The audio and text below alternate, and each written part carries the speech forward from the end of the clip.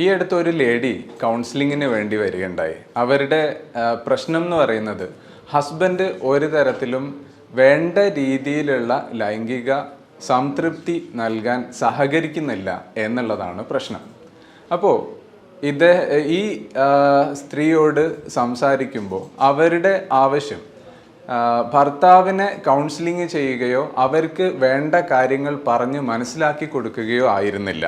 അതേസമയം എൻ്റെ ലൈംഗികമായ സംതൃപ്തി അങ്ങനെ ഒരു ചിന്തയും ഇല്ലാതിരിക്കാൻ എന്തെങ്കിലും മരുന്നുണ്ടോ എന്നതായിരുന്നു അവരുടെ ഒരു ചോദ്യം. അത്രത്തോളം കുടുംബത്തിൽ അല്ലെങ്കിൽ ഈ ഒരു ബന്ധത്തിൽ സെക്ഷുവാലിറ്റിയിൽ ഒരു പ്രതീക്ഷയുമില്ലാത്ത ഒരവസ്ഥയിലേക്ക് ആ സ്ത്രീ എത്തിയിട്ടുണ്ട് എന്നാണ് നമ്മൾ മനസ്സിലാക്കേണ്ടത്. ഇവിടെ ഒരു സ്ത്രീക്കോ പുരുഷനോ എന്ന് മാത്രമൊന്നുമില്ല ഈ ഒരു സെക്ഷുവൽ ആയിട്ടുള്ള സംതൃപ്തി. രണ്ടു പേർക്കും അനിവാര്യമാണ്. അത് വേണ്ട രീതിയിൽ ലഭിക്കാതിരിക്കുമ്പോൾ പലപ്പോഴും കുടുംബ ബന്ധത്തിൽ പ്രശ്നങ്ങൾ ഉണ്ടാവുകയും ചെയ്യും. പ്രത്യേകിച്ചും എടുത്തു പറയേണ്ട ഒരു കാര്യമാണ് പുരുഷന്മാരുടെ സെക്ഷുവാലിറ്റി നീഡ് എന്ന് പറയുന്നത്. ഈ ഒരു സെക്ഷുവൽ റിജക്ഷൻ എന്നൊരു ഫീലിംഗ് തന്നെ പുരുഷന്മാർക്ക് ഉണ്ട് എന്നുള്ളതാണ് നമ്മൾ മനസ്സിലാക്കേണ്ട ഒരു കാര്യം. സ്ത്രീകൾക്ക് വേണ്ട രീതിയിലുള്ള ഒരു സെക്ഷുവൽ സാറ്റിസ്ഫാക്ഷൻ ലഭിക്കുകയും അല്ലെങ്കിൽ സെക്ഷുവൽ ഇൻ്റർകോഴ്സിനുള്ള ഒരു താല്പര്യമൊക്കെ വരാൻ പലപ്പോഴും ഇൻസ്റ്റൻ്റ് ആയിട്ട് ഉണ്ടായിക്കൊള്ളണമെന്നില്ല. പുരുഷനും സ്ത്രീയും തമ്മിലുള്ള ഒരു ഡിഫറൻസ് എന്ന് പറയുന്നത് തന്നെ പലപ്പോഴും സൂര്യനും ചന്ദ്രനും പോലെയൊക്കെയാണ് എന്ന് പറയാറുണ്ട്. അതായത് പുരുഷൻ സൂര്യനെ പോലെയാണ്, അതേസമയം സ്ത്രീ ചന്ദ്രനെ പോലെയാണ്. വൃദ്ധിക്ഷയങ്ങൾ ഉണ്ടാവും, ചിലപ്പോൾ അമാവാസ്യയായിരിക്കും, ചിലപ്പോൾ ഫുൾ മൂൺ ആയിരിക്കും.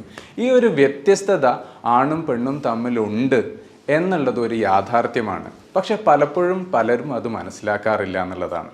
ഒരു കുടുംബ ബന്ധം നന്നായി മുമ്പോട്ട് പോവാൻ ഇത് വളരെ അത്യന്താപേക്ഷിതമാണ്. നമ്മളത് മനസ്സിലാക്കിയിരിക്കണം.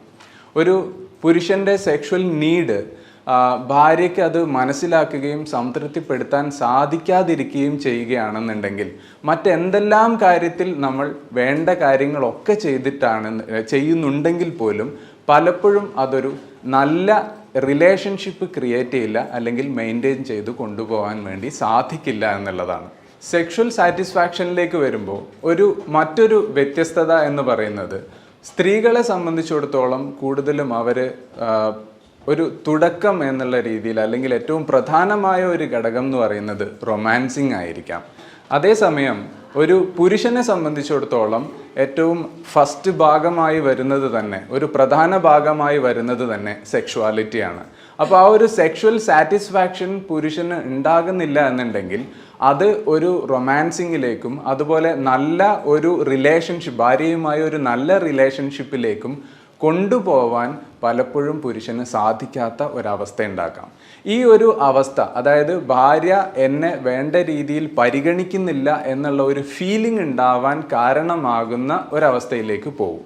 അപ്പോൾ സ്വാഭാവികമായും അതിന് തുടർച്ചയായി വരുന്ന ഒരു കാര്യം എന്ന് പറയുന്നത് മറ്റേതെങ്കിലും കാര്യങ്ങളിൽ പലപ്പോഴും ഭാര്യയോട് ദേഷ്യപ്പെടുകയോ മറ്റ് പ്രശ്നങ്ങൾ ഉണ്ടാക്കുന്ന അല്ലെങ്കിൽ സ്വാഭാവികമായും ഉണ്ടായി വരുന്ന ഒരു സാഹചര്യത്തിലേക്ക് കടക്കുകയോ ചെയ്തേക്കാം.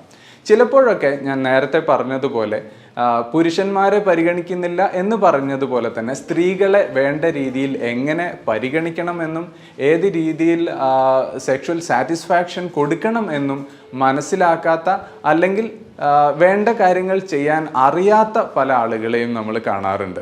ഇത്തരം ഒരു സാഹചര്യങ്ങൾ ഉണ്ടാകുമ്പോൾ, ഈ പറഞ്ഞ പ്രശ്നങ്ങളൊക്കെ ഉണ്ടാകുമ്പോൾ പലപ്പോഴും കുടുംബത്തെ ശിഥിലമാക്കുന്ന എക്സ്ട്രാ മാരിറ്റൽ റിലേഷൻഷിപ്പിലേക്കൊക്കെ പോകുന്ന ഒരു സാഹചര്യം നമ്മൾ എപ്പോഴും കാണാറുണ്ട്. അപ്പോൾ ഇത്തരം പ്രശ്നങ്ങളൊന്നും ഇല്ലാതിരിക്കാൻ വേണ്ടി വേണ്ട രീതിയിലുള്ള സെക്ഷുവൽ എഡ്യൂക്കേഷൻ അല്ലെങ്കിൽ ഫാമിലി ലൈഫിൽ ഏത് രീതിയിലാണ് സെക്ഷുവൽ സാറ്റിസ്ഫാക്ഷൻ തൻ്റെ പാർട്ട്ണർക്ക് കൊടുക്കാൻ സാധിക്കേണ്ടത്, അതിന് എന്തൊക്കെ കാര്യങ്ങൾ നമ്മൾ അറിഞ്ഞിരിക്കണം, ഏതൊക്കെ സ്കില്ലുണ്ടായിരിക്കണം എന്നുള്ളതും നമ്മൾ മനസ്സിലാക്കേണ്ടത് അത്യാവശ്യമാണ്. പലപ്പോഴും മുമ്പൊക്കെ ചില ആളുകൾ പറയുന്നത് കേട്ടിട്ടുണ്ട്, പോത്തുകൾക്ക് വരെ കുട്ടികൾ ഉണ്ടാവും, പിന്നെ ഇനിയിപ്പോൾ അതിന് വേണ്ടിയിട്ട് ഒരു ട്രെയിനിങ് എടുക്കേണ്ടതുണ്ടോ എന്ന് തമാശയായിട്ട് പറയുന്ന ഒരു സാഹചര്യം നമ്മൾ പലപ്പോഴും കേട്ടിട്ടുണ്ട്.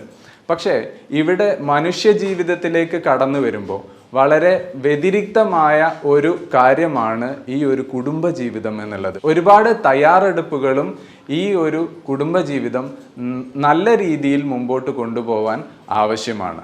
കുടുംബജീവിതത്തിൽ നമ്മളെ ബാധിക്കുന്ന അല്ലെങ്കിൽ കുടുംബജീവിതത്തെ ബാധിക്കുന്ന തരത്തിൽ എന്തെങ്കിലും പ്രയാസങ്ങൾ ഉണ്ടെങ്കിൽ നമ്മൾ ഒരിക്കലും ഒരു എക്സ്റ്റേണൽ ഹെൽപ്പ് എടുക്കാൻ അല്ലെങ്കിൽ ഒരു പ്രൊഫഷണൽ ഹെൽപ്പ് എടുക്കാൻ നമ്മൾ മടിക്കരുത്.